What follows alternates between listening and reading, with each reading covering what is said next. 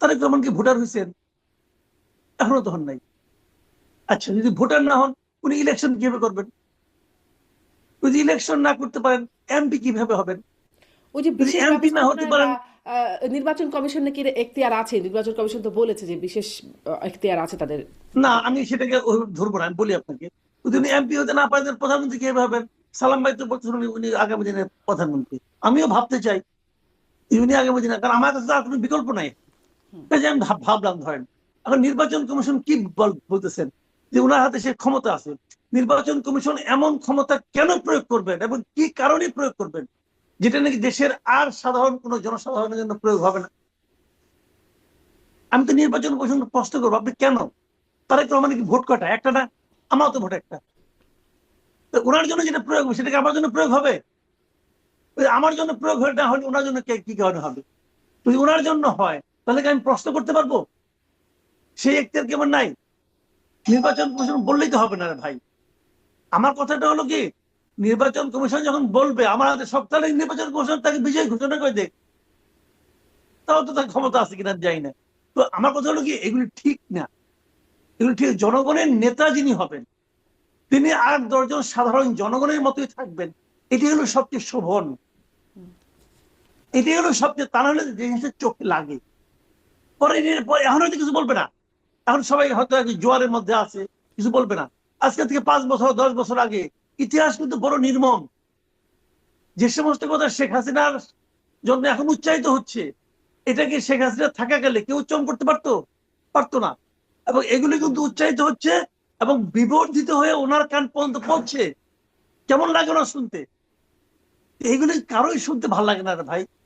তো আমার কথা হলো কি, সবাই যেরকম আছে আপনি সেরকমই থাকেন। আপনি কেন অন্য কিছু হতে চাচ্ছেন? আপনি কেন স্পেশাল কিছু হতে চাচ্ছেন? যতক্ষণ পর্যন্ত প্রধানমন্ত্রী না হবেন, ততক্ষণ পর্যন্ত আপনি সাধারণ মানুষ। তাহলে এইটা কেন?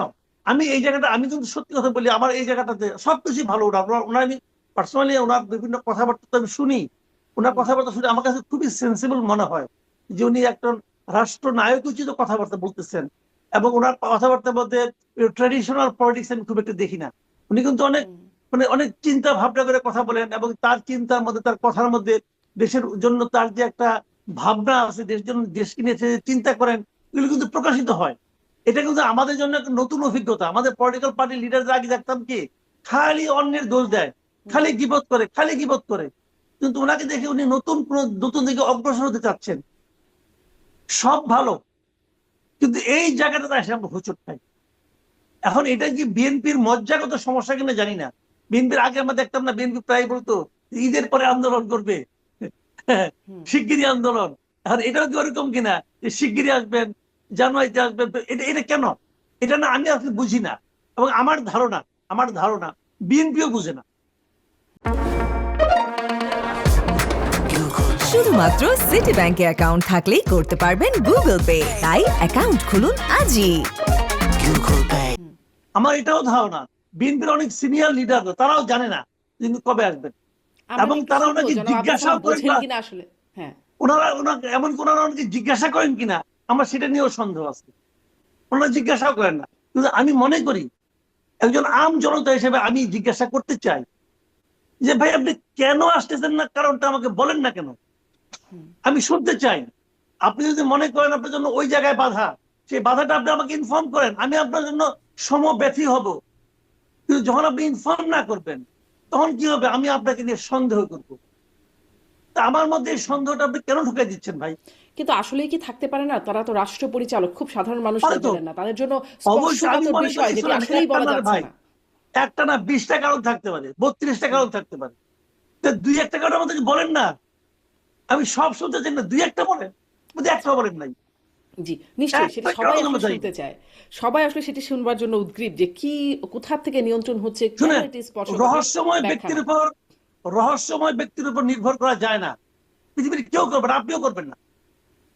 আপনিও রহস্যময় লোকের উপর নির্ভর করবেন না।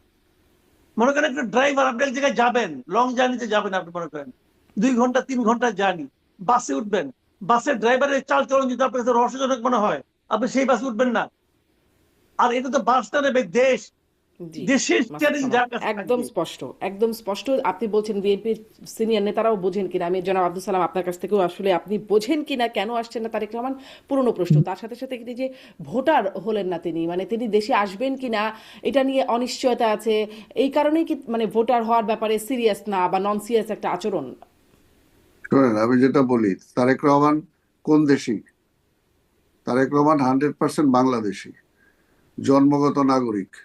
হুম। তার সেই অধিকার থেকে বঞ্চিত করেছিল বিগত ফ্যাসিস্ট, তাই না? তার পাসপোর্ট ছিল বাংলাদেশে, সেই পাসপোর্ট কোনো তারা রিনিউ করে নাই।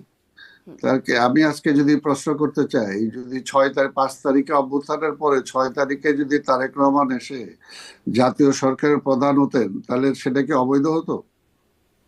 কোনোভাবেই না।